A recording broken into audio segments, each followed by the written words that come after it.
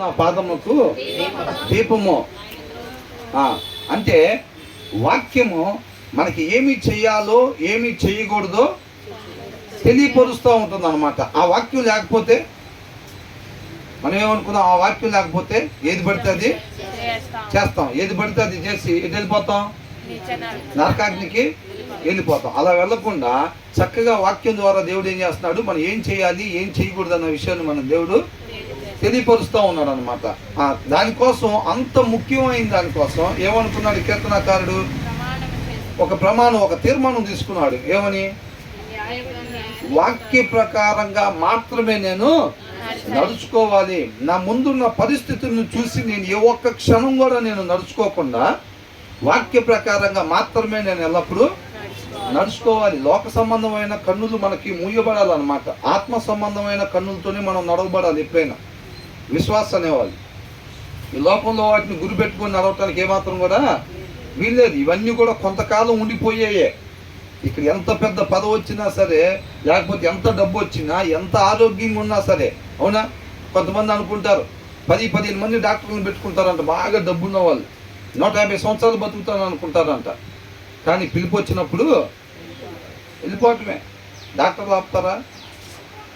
జయలలిత దగ్గర ఎంత డబ్బు అండి, తమిళనాడు ముఖ్యమంత్రి తెలుసుగా. అమెరికా అంతకన్నా పెద్ద డెవలప్డ్ అప్డేటెడ్ కంట్రీ లేదు ఇంకా. అక్కడి నుంచి డాక్టర్ని పిలుచుకొచ్చినా సరే లేదు, అది పరిస్థితి. కాబట్టి ఇక్కడ ఏమంటున్నాడు, వాక్యాన్ని మాత్రమే నేను అనుసరిస్తానన్న తీర్మానం తీసుకున్నాడు. అలాంటి పరిస్థితుల్లో నుంచి వెళ్ళేటప్పుడు ఏమంటున్నాడు, ఐ హ్యావ్ సఫర్డ్ మచ్ అని అంటాడు. వాక్యాన్ని అనుసరించేటప్పుడు ఏమొస్తాయి? శ్రమలు వస్తాయి. కీర్తనకారుడు అంటున్నాడు, తీర్మానం తీసుకున్నాడు, నేను వాక్యాన్ని మాత్రమే అనుసరించి నడుచుకుంటాను అని చెప్పి తీర్మానం తీసుకోగానే ఆయనకి ఏమొస్తుంది? శ్రమలు ఎదురవుతున్నాయి అనమాట. యేసుక్రీస్తు వారు కూడా అదే తీర్మానం తీసుకున్నారు కదా. ఆ శ్రమలు వస్తూ ఉన్నాయి. కాబట్టి దేవుని ఏమంటున్నాడు, నువ్వు నాకు మాట ఇచ్చావు కదా ప్రభువా, నిత్య జీవాన్ని ఇస్తానని చెప్పావు కదా, ఆ మాట ప్రకారంగా నా జీవితాన్ని భద్రపరచు అని చెప్పి ఆయన కోరుకుంటా ఉన్నాడు. తర్వాత ఏమంటున్నాడు 108లో, యెహోవా నా నోటి స్వేచ్ఛార్పణలను అంగీకరించుము. అంటే ఇక్కడ ఏమంటున్నాడు, accept lord the winning prize of my mouth అని అంటున్నాడు. మనం ఏమనుకుంటాం, దేవా ఎంత చేశా నీ కోసం, అసలు ఏమనుకుంటాం, నేను 3 పాటలు పాడే ప్రభా, పావుగంట ప్రార్థన చేసే ప్రభా, ఏంటంట పండగ చేసుకున్నావా? మన ఆలోచనలు ఇలా ఉంటాయి. చాలా సంతోషపడి ఉంటాడు, చాలా ఆనందపడి ఉంటాడు, పండగ చేసుకొని ఉంటాడు ఆయన. మనం ఒక పాట పాడి ఎవరంట పండగ చేసుకునేది? పండగ చేసుకున్నావా? మన ఫీలింగ్ అలా ఉండిద్ది. కీర్తనకారుడు ఏమంటున్నాడు తెలుసా అండి, నేను ఇష్టపడి చేసే స్తుతిని నువ్వు అంగీకరిస్తే నేను పండగ చేసుకుంటాను అంటున్నాడు. ఎంత తేడా ఉందో చూసారా?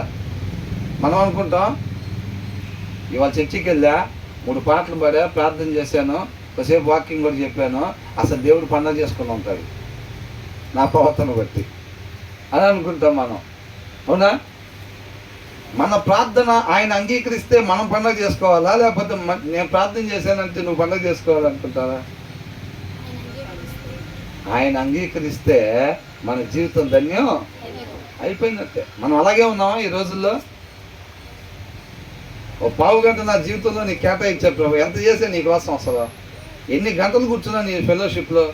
నేను కావాలంటే టీవీ దగ్గర గడపచ్చు, పక్కన ఇంట్లో దగ్గర ముచ్చట్లు చెప్తా గడపచ్చు, ఎక్కడైనా గడపచ్చు. అయినా సరే నేను నీకోసం కదా అక్కడికి వచ్చింది. ఎవరి కోసం వచ్చాం? ఎవరి కోసం వచ్చాం? మన కోసం మనం వచ్చాం. అది అంటున్నాడు. ఏమంటున్నాడు? Accept lord the willing prize of my mouth అని అంటున్నాడు. ఇష్టపూర్వకంగా, ఆర్ యు విల్లింగ్ అని అంటారు. అంటే ఎవరైనా ఒక లెటర్ రాసినప్పుడు ఇది నన్ను ఎవరూ బలవంతం పెట్టట్లేదు, నా ఇష్టపూర్వకంగానే నేను దీన్ని రాస్తున్నాను అని రాస్తారు. ఇప్పుడు ఏదన్నా ఒక స్థలమో పొలం ఏదన్నా కొన్నారనుకోండి, అక్కడ రిజిస్టర్ గారు ఆయన సంతకం పెట్టేది ఇప్పుడు ఏం అడుగుతారు? బాబు నువ్వు ఇష్టపూర్వకంగానే అమ్ముకున్నావా అని అడుగుతాడు. లేదంటే నన్ను బలవంతం పెట్టి తీసుకుంటున్నారని అంటే దాన్ని రిజిస్టర్ చేయరు. కాబట్టి అక్కడికి వెళ్ళంగానే ఆయన అడిగే మాట ఏంటి? నువ్వు ఇష్టపూర్వకంగానే అమ్ముతున్నావా అంటాడు. అవునండి నేను ఇష్టపూర్వకంగానే అమ్ముతున్నాను అంటాడు. అప్పుడు దాన్ని యాక్సెప్ట్ చేస్తారు, రిజిస్ట్రేషన్ చెల్లుబాటు అవుతుంది. ఈ ప్రార్థన ఎలా చేయాలంట? Accept lord the willing praise, willing ఇష్టపూర్వకముగా. మన పాట ఎలా పాడాలంట? ఇష్టపూర్వక. పాట వెళ్ళిపోతా ఉంటుంది, అటు ఇటు చూసుకుంటా పాట పాడుతూ వచ్చిన పాటగా నజరేయుడా అనగానే ఓ ఇది మనకు వచ్చిన పాటగా ఇక వెళ్ళిపోతూ ఉంటుంది పెదాల దగ్గర నుంచి. అది హృదయంలో నుంచి వస్తుందా మనం పలికే పాట? ఆ వచనాలు మనం పలికేటప్పుడు అది దేవుడితో ఒప్పుకుంటున్నాం మనం, అది అవునా కదా? ఒప్పుకుంటున్నాం. ఏంటి అన్నావు ఇప్పుడు నువ్వంటే నేనేమన్నాను అంటాం పాట మధ్యలో. ఎన్ని మాటలు ఒప్పేసుకుంటామో దేవుడి దగ్గర. అయితే రేపు అడిగితే దేవుడు, అది ఇష్టపూర్వకంగా పాడటం అంటే, అవునా? ఇక మనకు వచ్చిన పాటలు అనగానే ఇక పెదాల మీద నుంచి పాడేసుకొని 3 పాటలు అనగానే 3 పాటలు పాడేస్తాం. దాంతో ఒక్క లైను నువ్వేం పలికేవు చెప్పంటే తెలియదు.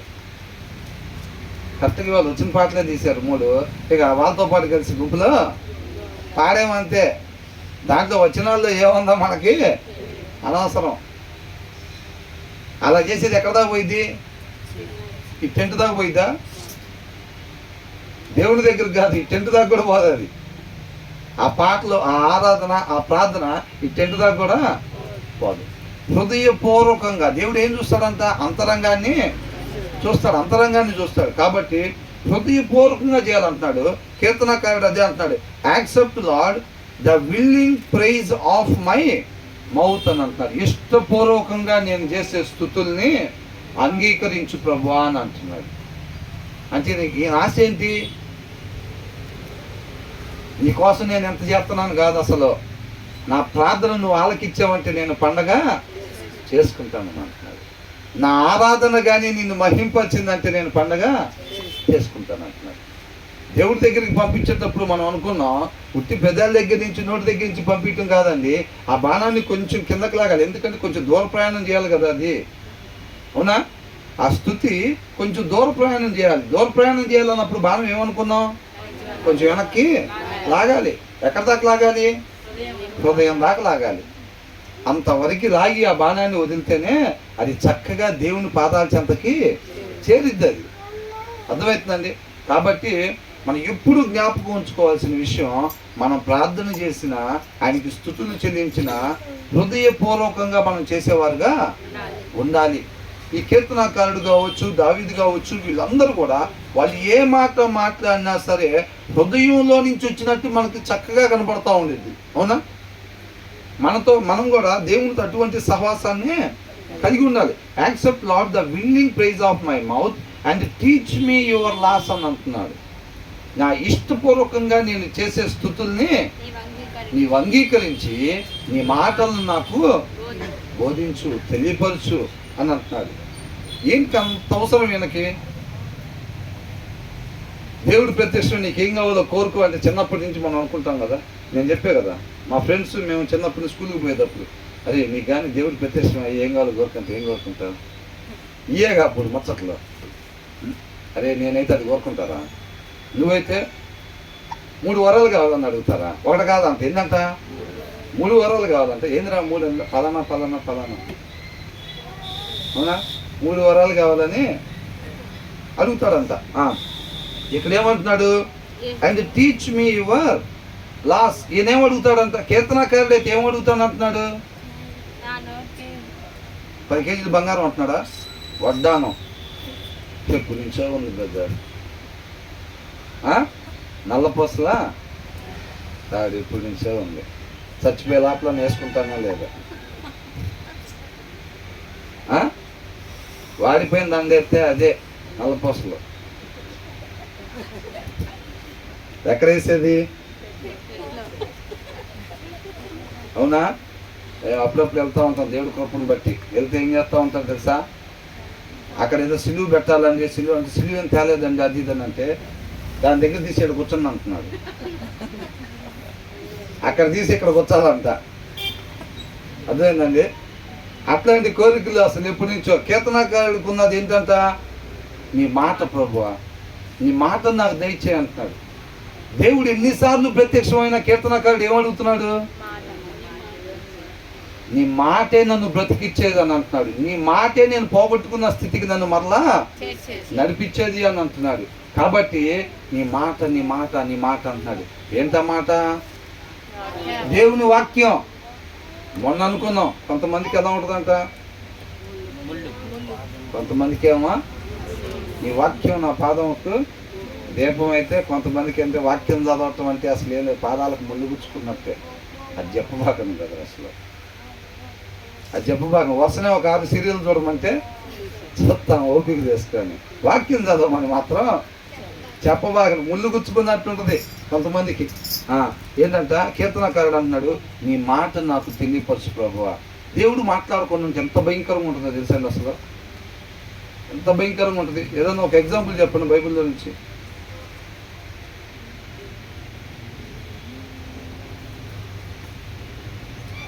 సౌలు యుద్ధానికి వెళ్ళేటప్పుడు నేను ఇప్పుడు యుద్ధానికి వెళ్ళాలా లేదా అనేది సౌలుకి తెలియలేదు. అప్పటికి సమయంలో చనిపోయాడు. సౌలు యుద్ధానికి వెళ్ళాలా లేదో తెలియదు. దేవుడు ఏమీ మాట్లాడట్లేదు, మౌనంగా ఉన్నాడు. అది ఎంత భయంకరమైన స్థితి అంటే ఏం చేయాలో కూడా తెలియకపోతే ఎక్కడికి వెళ్ళాడు? కర్ణపిశాచి దగ్గరికి వెళ్ళాడు. వెళ్ళకూడదు. నల్లతాళ్ళు, కాలుకి నల్లతాళ్ళు కట్టారు ఎవరన్నా? కడితే ఏం లేదు, మనమే కొని తెచ్చుకున్నట్టు.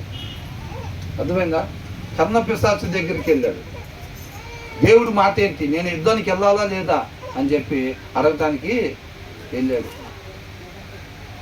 అది ఎన్ని పాటలు ఉన్నాయండి, ఎన్ని పాటలు. ఒక్క మాట ఆయన మాట్లాడితే మనం బ్రతుకుతామంట. అవునా?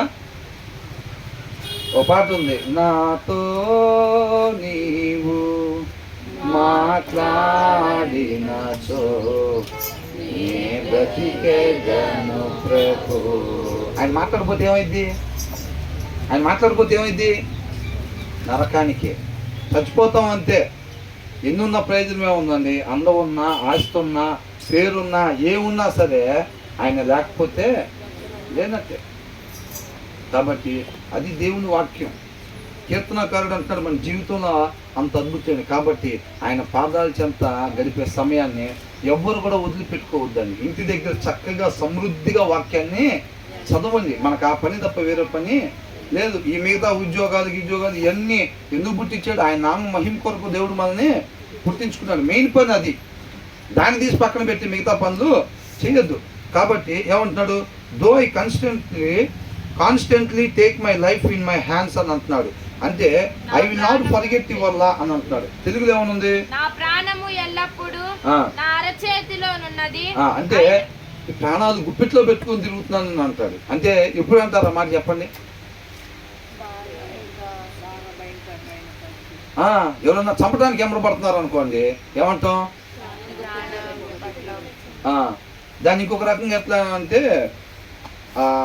సౌలు యోనాతానుతో మాట్లాడేటప్పుడు దావీదు ఒక మాట అన్నాడు, మా నాన్న అట్లా నిన్ను చంపడానికి ఏం చూడ్డే అని అంటే, దావీదు ప్రాణాలు అరచేతిలో పెట్టుకొని తిరుగుతున్నా అనే దాన్ని ఇంకొక రకంగా అన్నాడు. ఏమన్నాడు? మరణానికి నాకు ఒక్క అడుగు దూరం మాత్రమే ఉందన్నాడు. అంటే దావీదు ఎలా తిరుగుతున్నాడు? ప్రాణాలు గుప్పెట్లో పెట్టుకొని తిరుగుతున్నాడు. అర్థమవుతుందండి? ఒక విశ్వాసి జీవితం అంటే అది. ప్రాణాలు గుప్పెట్లో పెట్టుకోవటం అంటే ఈ కనిపించే ఫిజికల్ లైఫ్ కాదండి, స్పిరిచువల్ లైఫ్ గురించి మాట్లాడుతున్నాడు కీర్తనకారుడు. అర్థమవుతుందండి? ఈ పని ఏంటి? అపవాది పని. ఆఫీస్కి వెళ్తే అక్కడ సెట్ చేసి పెడతాడు, ఇంటి దగ్గరికి వచ్చి ఇక్కడ సెట్ చేసి పెడతాడు. ప్రతి దగ్గర శోధన. పడిపోవాలి, క్యాండిల్ ఆరిపోవాలి. క్యాండిల్ ఆరిపోవటం అంటే వాక్యం ఉండకుండా ఉండాలి ఈ వ్యక్తి. అర్థమవుతుందండి? మన వాక్యం కలిగిన హృదయంతో ఉంటే అది వెలుగుతున్న క్యాండిల్ అనమాట. అది వెలుగుతున్నంతసేపు ఊరకనే ఉండదు. అది అనేక క్యాండిల్స్ని వెలిగిస్తూ ఉంటుంది, అనేక మందిని దేవుని దగ్గరికి నడిపిస్తూ ఉంటుంది. కాబట్టి అది ఏంటంటే ఆ క్యాండిల్ ఆరిపోవటం కోసం అనేక రకాలుగా గాలిని పంపిస్తూ ఉంటాడు, శోధన క్రియేట్ చేస్తూ ఉంటాడు అనమాట.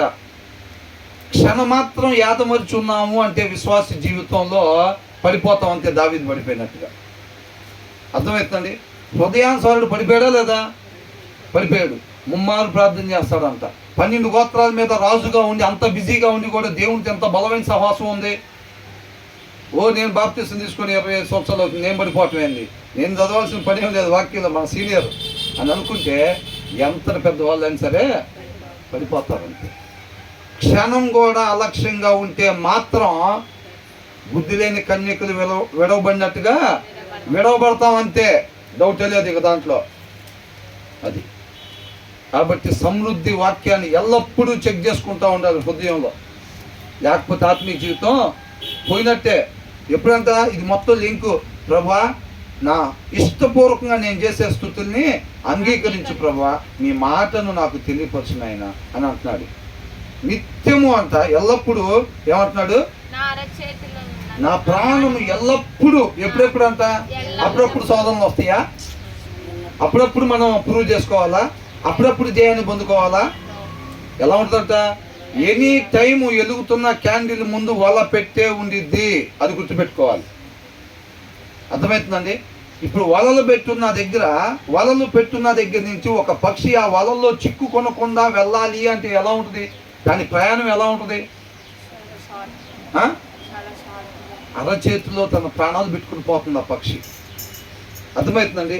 ఎక్కడ పడితే అక్కడ వలలు పెట్టుంటాయి, ఆ వలల్లో చిక్కుకొనకుండా వెళ్ళాలి అని అంటే తన ప్రాణాలు అరచేతిలో పెట్టుకొని పోతుంది. ఒక్క వలలో పడితే ఏమైంది, బొచ్చు బీగటం, మంటలో వేయటం, శుభ్రంగా తింటాం, అయిపోయినట్టే. ఒక్క వలలో పడితే దావీదు పరిస్థితి ఏమైంది? ఎన్ని వలలో పడ్డాడు? ఒక్క వల పడ్డాడు, అంతే. హృదయపూర్వకంగా పశ్చాత్తాపడి విడిచిపెట్టడానికి ఇష్టపడ్డాడు కాబట్టి దావీదు అంతరంగాన్ని దేవుడు చూసి మరణానికి గురి కావాల్సిన పాపం చేసినప్పటికీ కూడా దేవుడు విడుదలని దయచేశాడు. సరి చేసుకోవటానికి ఇష్టపడ్డాడు, ఆ రోతలో ఉండటానికి ఆయన ఇష్టపడలేదు. అర్థమవుతుందండి. కాబట్టి మనం బాప్తిస్మం తీసుకుంటాం, ఎప్పుడో కావాలని కాకుండా అనుకోకుండా ఎప్పుడన్నా అట్లాగా జరిగితే మనం దాన్ని కంటిన్యూ ఎంత బాగుందిరా అనేది కాకుండా మనం విడిచిపెట్టడానికి ఇష్టపడి ఆయన కృపను కోరుకుంటే దేవుడు దగ్గర తీసుకుంటాడు. నినివే పట్టణస్తులు ఎలా ఉన్నారు? వాళ్ళు నశించిపోవటానికి సిద్ధంగా ఉన్నారు. వాళ్ళు భయంకరమైన ఫస్ట్ వచనాల్లోనే రాస్తుంది దాంట్లో, నినివే పట్టణం యొక్క స్థితి అంతా నా కన్నుల ముందు బహుఘోరంగా ఉందంటున్నాడు. వెళ్ళి నా మాట వాళ్ళ దగ్గర చెప్పాను అన్నాడు. చెప్పగానే అది ఏం చేశారు, వాటిని విడిచిపెట్టుకొని వాళ్ళ మార్గాల్ని మార్చుకోవటానికి ఇష్టపడ్డారు కాబట్టి దేవుడు ఏం చేశాడు, మళ్ళీ దగ్గరికి తీసుకున్నాడు. ఎంత భయంకరమైన స్థితిలో మనం ఉన్నప్పటికీ సరే, ఎలాంటి పనులు మనం చేస్తున్నప్పటికీ సరే, ఆయన మాట మన దగ్గరికి వచ్చినప్పుడు విడిచిపెట్టడానికి ఇష్టపడి ఆయన కృపని ఆశ్రయిస్తే ఇకెప్పుడు నేను వాక్యానికి విరుద్ధమైన ఆ పనులు నేను చెయ్యకూడదు అని చెప్పి మనం ఇష్టపడి విడిచిపెట్టడానికి ఇష్టపడి ఆయన కృపను కోరుకుంటే దావీదుని ఏ రీతిగా అయితే మళ్ళా దగ్గరకు తీసుకున్నాడు, నినివే పట్టణస్తులను ఎలాగైతే దగ్గరకు తీసుకున్నాడు, మనల్ని కూడా దేవుడు దగ్గరకు తీసుకుంటాడు. నిన్న నేడు ఏకరీతిగా ఉండే దేవుడు. అర్థమవుతుందండి. సిలువ మీద రెండో దొంగ మరణ శిక్ష చేశాడంటే ఎంత భయంకరమైన పాపాలు చేశాడు, ఆయన తప్పులు చేశాడు, అవునా? విడిచిపెట్టడానికి ఇక మీద నాకొద్దు ఆ పాత జీవితం, ఆ పాత జీవితం నాకొద్దు, ఆ పాపపు జీవితం నాకొద్దు, నేను ఇక మంచిగా జీవిద్దాం అనుకుంటున్నాను. ప్రభా నీ కృపను దయచేయమంటే నువ్వు నాతో పాటు పరదేశంలో ఉంటావు అన్నాడు. విడిచిపెట్టడానికి వాక్యానికి విరుద్ధంగా ఉన్న వాటిని మనం సరి చేసుకోవటానికి ఇష్టపడి ఆయన కృపను కోరుకుంటే దగ్గర తీసుకుంటాడు.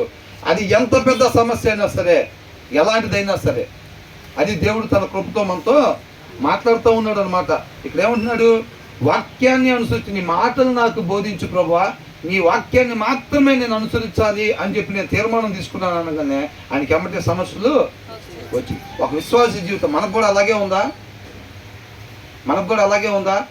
మన ప్రాణాలు కూడా గుప్పిట్లో పెట్టుకొని తిరుగుతున్న అనుభవం ఉందా?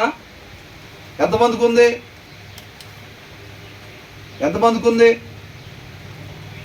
లేకపోతే తప్పుదారిలో వెళ్తున్నట్టే. తప్పుదారిలో అంటే పాపాలు చేస్తున్నారని కాదండి, ఆ అనుభవం మనకు ఉండాలి. అర్థమవుతుందండి.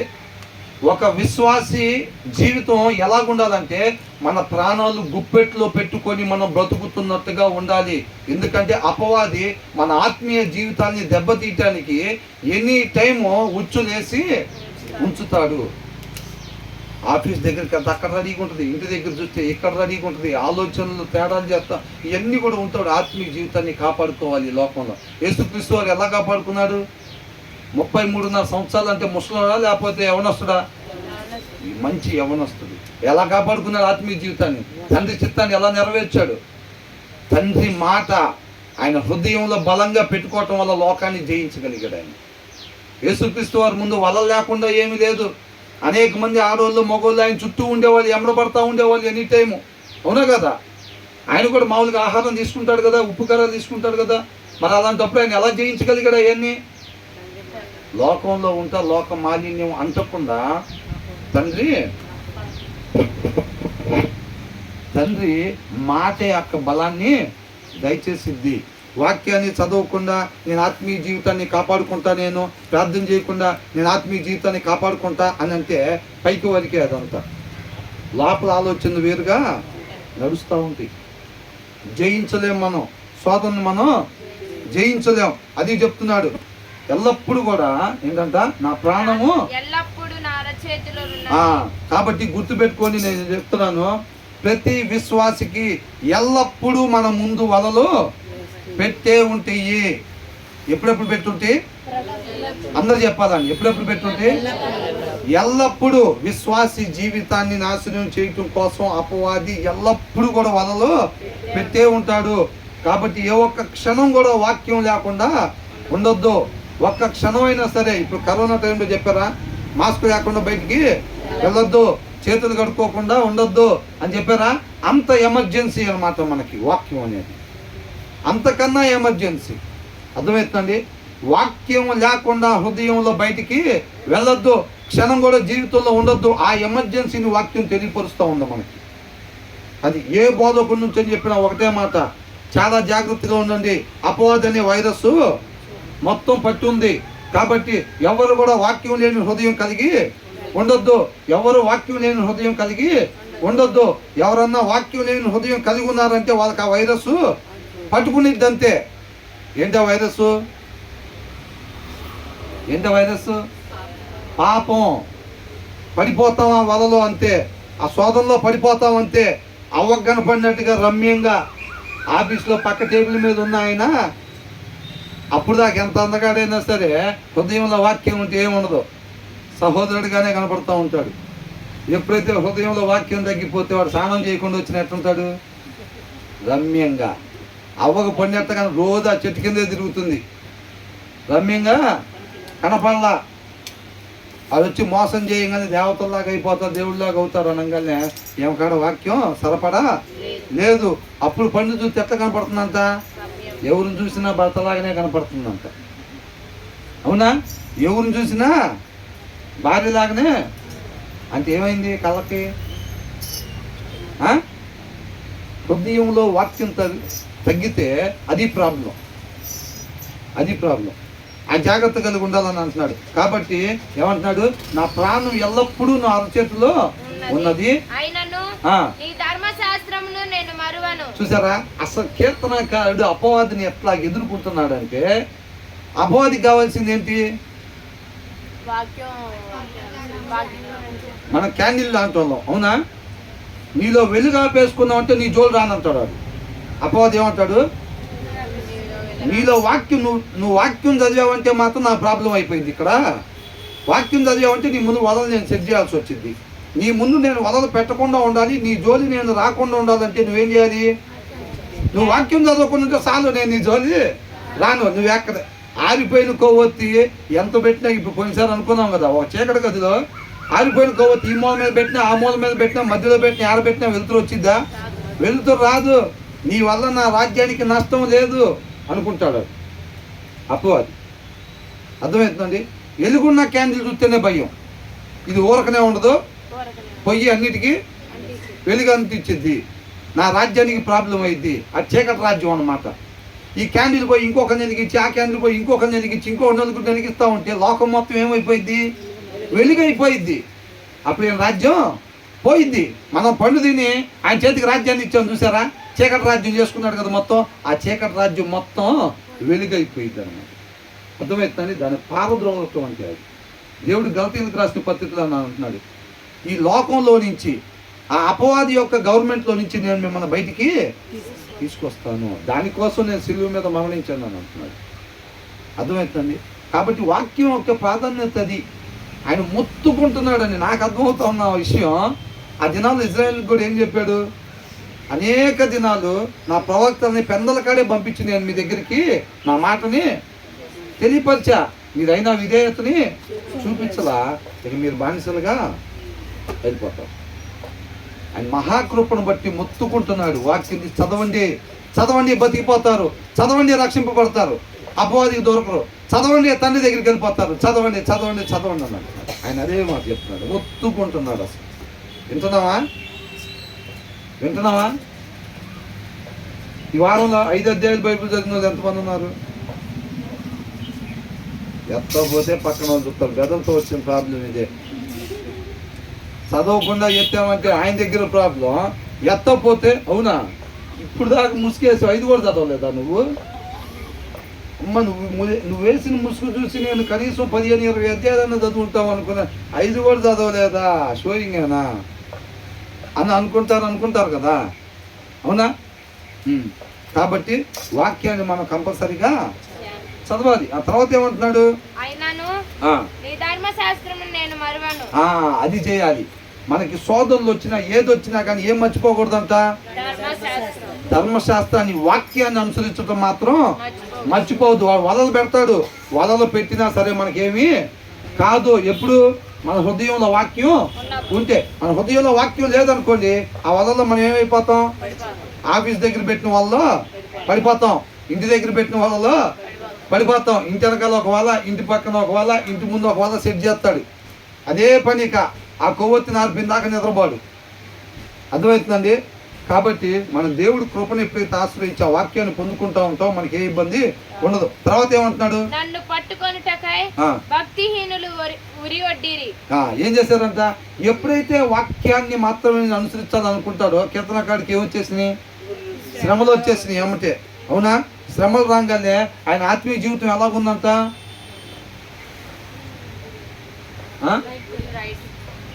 ఒక మంచి పాట ఉంది, ఏమని, ఈ సేవలో ఎదురైనా ఎన్నో సమస్యలలో నా బలమును చూచుకొని నిరాశ చెందితిని. అర్థమవుతుందండి? మన బలాన్ని బట్టి జయించాలంటే ఏమీ అవదు అక్కడ. అర్థమై ఆ తర్వాత ఏమంటున్నాడు, ఈయన ముందు ఏమున్నాయి అంట, వాక్యాన్ని మాత్రమే అనుసరించాలనగానే ఈయన ముందు ఏమొచ్చేసినాయి అంట, వలలు వచ్చేసినాయి. ఇంకా వలలు పెట్టేశాడు. ఆ తీర్మానం తీసుకోక ముందు దాకా ఏమీ లేదు. ఆయన ఆ తీర్మానం తీసుకోగానే ఏమవుతుంది, అన్ని వలలు వచ్చేసినాయి. ఇంకా the wicked have set a snare for me but I have not strayed from your precepts. ఆ వలలు పెట్టినా ఏది చేసినా నేను మాత్రం వాక్యాన్ని అనుసరించడం మాత్రం మాననని అంటున్నాడు. మనం చేయాల్సిన పరిస్థితి అదే. ఇంట్లో గొడవలు అయినాయా, అనారోగ్య సమస్య వచ్చిందా, ఆర్థిక సమస్య వచ్చిందా, వాక్యాన్ని చదవటం అబ్బాక. వాడికి కావాల్సింది ఏంటంటే, అది చేయగానే యోబు దగ్గరికి పంపించినట్టుగా అది చేయగానే వాక్యాన్ని చదవటం ఆపేస్తే వాడు జయించినట్టే. మనం అనుకుంటాం ప్రాబ్లం వచ్చింది కాబట్టి వాక్యం చదవలేదు, అయితే చదివేవాడిని. నువ్వు ఎప్పుడైతే చదవలేదో వాడు గెలిచినట్టే. ఇంకా ఇంట్లో పరిస్థితి వాడు బాగోకుండా నువ్వు వాక్యం చదువుకున్నంతానికే ఆ పరిస్థితి క్రియేట్ చేస్తాడు. నీకు ఆర్థిక పరిస్థితి క్రియేట్ చేస్తాడు, నీకు అనారోగ్య సమస్య క్రియేట్ చేస్తాడు. క్రియేట్ చేసినా సరే నువ్వు నేను బైబుల్ తీసాము అని అంటే, నువ్వు నేను మోకాలు చేసాము అని అంటే అది ఆటోమేటిక్గా పోయింది. యేసుక్రీస్తు వారి దగ్గరికి వచ్చి ఎట్లాగైతే అపవాది వెళ్ళిపోయాడో మన దగ్గర కూడా అపవాది ఓడిపోయి వెళ్ళిపోతాడు. పరిస్థితి బాగోలేదు, బాగైన తర్వాత వాక్యం చదువుకుందామని అంటే నువ్వు వాక్యం చదివేటట్టు చేయడిక. అర్థమవుతుందండి? కాబట్టి పరిస్థితి బాగోపోయినా సరే ఎందుకు వచ్చింది ఇదంటే, నేను చక్కగా వాక్యం చదవాలని నేను అనుకుంటున్నాను కాబట్టి ఈ ఇంట్లో ఈ పరిస్థితి క్రియేట్ చేశాడు, ఒంట్లో ఈ పరిస్థితి క్రియేట్ చేశాడు, అనారోగ్య సమస్య, ఆర్థిక సమస్య క్రియేట్ చేశాడు అనే ఒక అవగాహన మనకు రావాలి. అర్థమవుతుందండి? కీర్తనకారుడు ఏమంటున్నాడు, నాకు ఎలాంటి పరిస్థితి నా ముందు ఎన్ని వాళ్ళు ఉన్నా ఏది చేసినా సరే నేను వాక్యం చదవటం మాత్రం మానను, నీ మాట అనుసరించటం మాత్రం. పైన ఏమంటున్నాడు 109వ వచనంలో, I will not forget your, ఏమంటున్నాడు, I will not forget your law అని అంటున్నాడు, నీ మాటను మాత్రం నేను మర్చిపోను అంటున్నాడు. మళ్ళీ 110వ వచనంలో ఏమంటున్నాడు, but I have not strayed from your precepts అని అంటున్నాడు. నీ ఉపదేశాన్ని మీరి, నీ వాక్యాన్ని మీరి నేను వేరొక పనిని చేయను. నాకు ఎలాంటి పరిస్థితి వచ్చినప్పటికీ కూడా, ఎందుకంటే మనల్ని జయింపజేసేది ఆ వాక్యమే. మనల్ని జయింపజేసేది ఆ వాక్యమే. దుష్టులు, భక్తిహీనులు నా ముందు వలలో నా ఆత్మీయ జీవితాన్ని పాడు చేయడానికి అనేక మంది ఆ కింద పరిచయం చేస్తూ ఉంటారు కదా. ఆల్రెడీ పాపంలో పడిపోయిన వాడు ఏం చేస్తాడు, మిగతా కొవ్వొత్తులను ఆర్పటం కోసం అపవాది కింద పరిచయం చేస్తూ ఉంటాడు. మనల్ని జరగొడతాను, ఈ పిచ్చి ముచ్చట్లు చెప్పుకుందాం రమ్మని, మందు తాగుదాం రమ్మని, టీవీ సీరియల్ చూద్దాం రమ్మని ఇంటి పక్కన లాలీళ్ళు పిలుస్తూ ఉంటారు. ఆ పరిచర్యలు చేస్తూ ఉంటారు వాళ్ళు. కాబట్టి మన హృదయంలో ఎప్పుడైతే వాక్యం ఉంటుందో వాక్యాన్ని అనుసరిస్తామో అవి మనల్ని ఏమీ చేయలేవు. తర్వాత ఏమంటున్నాం 111 ఈ 2 వచనాలు చూసుకొని ముగిద్దాం. నీ శాసనములు నాకు హృదయానందకరములు. ఎలా ఉందంట? వద్దులేండి, ఇప్పుడు ఈ 2 వచనాలైనా కొంచెం వెక్స్ అయ్యేటట్టుగానే అనిపిస్తుంది. కాబట్టి ఇంతవరకు ముగిద్దాం. బ్రదర్ కూడా ఆల్రెడీ ఒక 10 నిమిషాలు పావుగంట చెప్పారు కదా. తర్వాత టెస్ట్ మెనీస్ మళ్ళీ ఒక పావుగంట అయినాయి. కాబట్టి చక్కగా ఈ మిగతా వచనాలు మనం తర్వాత ధ్యానించుకుందాం. సమయం చాలా అవుతుంది కాబట్టి 110 వచ్చిన వరకు మనం ధ్యానించుకుందాం. ఏమని అంటున్నాడు కీర్తనకారుడు? ఏమంటున్నాడు? ఇంతతో ముగిద్దాం లేదు. పరిస్థితి ఎలాగున్నా సరే, అర్థమవుతుందండి? తక్కువ నిమిషం. పరిస్థితి ఎలాగున్నా సరే, ఇంట్లో పరిస్థితి నెమ్మది పడితే ప్రార్థన చేసుకుందాం, ఇంట్లో పరిస్థితి నెమ్మది పడితే చక్కగా వాక్యం చదువుకుందాం, అలాగా పెట్టుకోబాకండి. పరిస్థితి ఎంత భయంకరంగా ఉన్నా సరే వాక్యం చదవటం మాత్రం, వాక్యాన్ని అనుసరించడం మాత్రం విడిచిపెట్టద్దు. ముందున్న పరిస్థితిని బట్టి ఎప్పుడూ నడవద్దు. విశ్వాసంతో మాత్రమే మనం నడిచేవారుగా ఉండాలి. పరిస్థితి ఎలాగున్నా సరే వాక్యాన్ని మాత్రమే అనుసరించాలి. వాక్యం ఏం చెప్పిద్ది? నీతిగా, న్యాయంగా, ధర్మంగా మాత్రమే ఉండాలి, అంతే. అర్థమవుతుందండి? పరిస్థితి మన ముందు ఎలాగన్నా ఉండొచ్చు కాక నీతిగా, న్యాయంగా, ధర్మంగా మాత్రమే మనం ఉండాలి. దేవుడు మహాకృపను బట్టి మనకి ఇక్కడ దేవుడు ఏదైతే నేర్పిస్తున్నాడో వాటన్నిటిని తీసుకొని మనకి ఎక్కడ ప్రాక్టికల్స్ బయట, దీన్ని బయటకు వెళ్ళిన తర్వాత నీ మాటలో క్రీస్తు కనపడాలి, నీ పనుల్లో న్యాయం కనపడాలి, ధర్మం కనపడాలి, మంచి కనపడాలి, ఎదుటి వాళ్ళు ఆత్మీయంగా బలపడే చూపు మన దగ్గర ఉండాలి. అర్థమవుతుందండి? దానికి సిద్ధపాటు అయ్యారా? అవునా? మనం ఎక్కడైతే పనులకు వెళ్తున్నామో, మన ఇంటి దగ్గర కావచ్చు, ఎక్కడైనా అనేక మందిని ఆత్మీయంగా బలపరిచేవారుగా మనం ఉండాలి. మన ప్రేమ ద్వారా క్రీస్తుని మాత్రమే కనపరిచేవారుగా ఉండాలి. మనం ఏమనుకోవాలి? మనం ఒకరికి ధర్మం చేసి నలుగురికి తెలిసి వచ్చి పొగడాలి మనం అనుకోవాలా? మనం జీరో కావాలి. ఏం కావాలి? మనం జీరో కావాలి. కేవలం చేయటం వరకే. మహిమ ఎవరికి వెళ్ళాలి? దేవునికి మాత్రమే మహిమను చెల్లించేవారుగా ఉండాలి. కాబట్టి దేవుడు ఆయన కృపను బట్టి మనతో బతిమాలైనా మొత్తుకునైనా ఏం చెప్తున్నాడంటే, వాక్యాన్ని విడిచిపెట్టద్దు. నా మాటే మిమ్మల్ని బ్రతికించేది, నా మాటను విడిచిపెట్టబాకండి, మీరు రక్షింపబడతారు అని అంటున్నాడు. కాబట్టి వాక్యాన్ని అందరూ కూడా, చదవగలిగిన వాళ్ళు అందరూ కూడా వాక్యాన్ని చదవండి. చదవలేని వాళ్ళు ఆ యాప్స్ ఏదైతే ఉంటాయో, మొబైల్ యాప్స్లో వాక్యాన్ని ఆడియో బైబుల్ ఉంటుంది. ఆడియో బైబుల్ చక్కగా మీరు వంటింట్లో పని చేసుకుంటా అయినా సరే ఆడియో బైబుల్ పెట్టుకుంటే ఆడియో బైబుల్ అనేది నడుస్తూ ఉంటుంది. కాబట్టి మీరు ఆత్మీయంగా బలంగా ఉంటారు. అర్థమవుతుందండి? దేవుడికి మహిమ కలుగుతుంది.